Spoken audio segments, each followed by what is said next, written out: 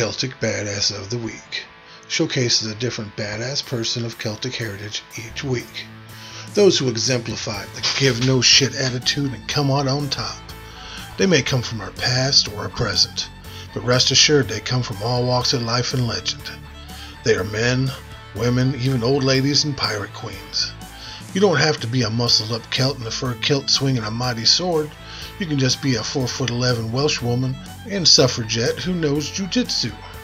Most of these badasses are all too real. While some may be only legend, badass legends though.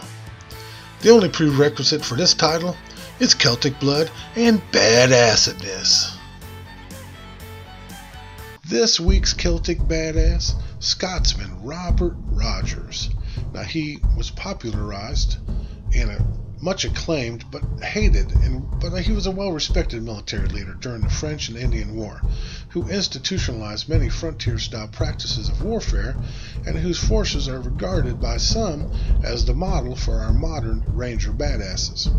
A unique corps of frontiersmen who successfully adapted Indian techniques to their fighting, Rogers Rangers emphasized self-sufficiency, courage, stealth, and methods of camouflage, conducting numerous raids, scouting enemy positions, capturing prisoners.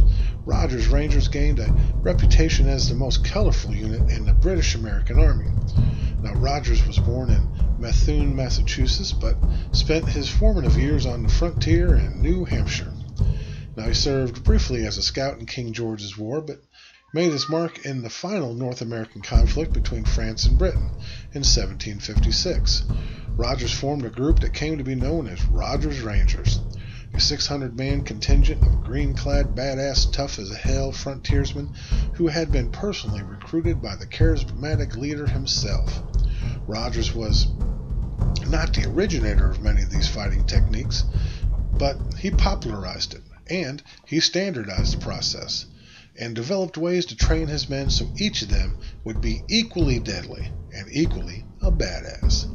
In the heyday of bigotry, racism, slavery, and regarding everyone who isn't white as inferior, Rogers sought out the best warriors regardless of skin color. He fought with Indians, Negroes, Asians. Hell, he fought with them because they were badassitude alone. In his guide, Rogers Ranging Rules, he set down more than 24 no-nonsense rules for frontier warfare. He insisted on the intensive training of his soldiers, year-round, no time off. You were a soldier first. This included exposure to live fire exercises, hand-to-hand combat, and counterinsurgency techniques. The result of his efforts was the creation of a highly mobile, yet deadly as shit force that could sustain itself for long periods by living off the land, eating berries and squirrels and shit like that. In 1758, for his efforts and because of his successes, Rogers was given command of all colonial ranger forces in North America. His second in command was John Stark, later the hero of Bennington. The Rangers' unconventional nature was demonstrated in the battle on snowshoes in 1758. Rogers, hell-bent to complete his mission despite a freaking blizzard getting in his way, hard-marched his forces and struck an unsuspecting enemy near Lake George by conveying themselves across snow and ice on snowshoes, skates, and sleds. Hell, most armies of the day simply just wussed out and closed down operations during the cold weather months and devoted their energies to getting fat, laid, and if there was time, planning next spring's offensive. The Rangers staged their most celebrated badass exploit in 1759. The fierce Abenaki Indians, badass motherfuckers themselves, were in the St. Francis River Basin. Now, southeastern Quebec and New Brunswick had launched devastating attacks against English settlements to the south. Hundreds of lives had been lost, and public fervor was further aroused by the tribe's attack on a British army retreating under a white flag of truce. Rogers assembled 200 of his most fierce, dick-pounding rangers, then struck deep into enemy territory, surprised the Abenaki in the dark of the night, all stealthy-like, killed most of them and destroyed their village. Now, you know you're a badass if you can sneak up on a badass Indian and kill him. Later that same year, Rogers served with James Wolfe at Quebec, and in the following year with Geoffrey Amherst at Montreal. The latter dispatched the Rangers to the Great Lakes area to secure French forts there in late 1760. The surrender of Fort Detroit made Rogers a hero in England and America during Pontiac's rebellion. Rogers was again assigned to the Detroit frontier. In 1765, Rogers traveled to England, where he was warmly received. He used this time of relative leisure to bang a few prostitutes, drink some ale, and write about his incredible daring exploits and even pen a forgettable badass play. While Rogers was in England, he tried to convince King George of an idea that he had been forming that could make him and those associated with him rich beyond belief. You know, Bill Gates rich. Now, he proposed to King George III that he lead an overland expedition from the Mississippi River to the Pacific Ocean to open a passage for trade and open up the American continent, who's bound to explode with prosperity. Well, old dumbass George III was too short-sighted to see the benefit of what Lewis and Clark would only in a few years do. King George refused to back a grand exploratory venture for the Mississippi Valley, but to keep this Celtic ball of badassery on his side, he named Rogers commander of Fort Michilimackinac. Ooh, wow, that's a hell of a word. While at the post, Rogers, with a big middle finger pointed in England's direction, indulged his passion for finding that Northwest Passage by sending Jonathan Carver on an expedition, the nature of which was never really fully understood, kind of kept secret.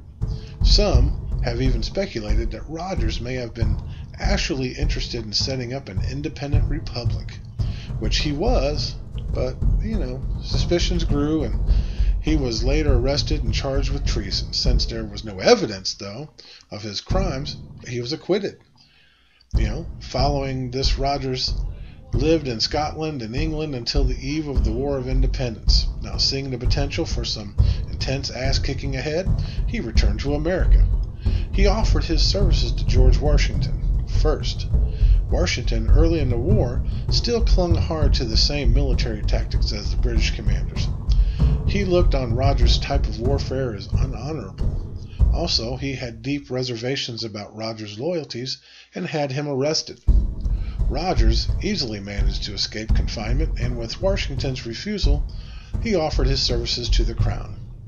He then devoted his energies to the formation of loyalist ranger groups in the New York City area, for he saw this kind of warfare would be the only way to win against a conventional military. Yet, none of the loyalist units Rogers had formed was noted for distinguished service at all.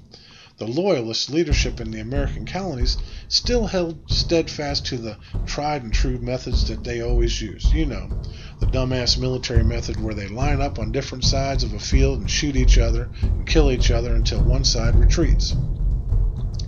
Now, after trying desperately to make his mark in the loyalist ranks, Rogers knew the British would lose this war because, they were too stupid to listen to him and follow his ways of waging war.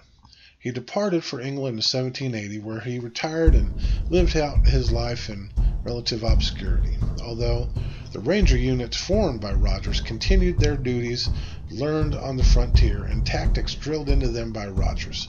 They had improved their skills from the end of the French and the Indian War to the outbreak of the War for Independence, when most of the forces Rogers had trained and led joined the Patriot side and provided badly needed leadership, eventually helping bring an end to the rebellion. Well, once they convinced the colonial leadership that Rogers' way of waging war would be the only way they could be victorious.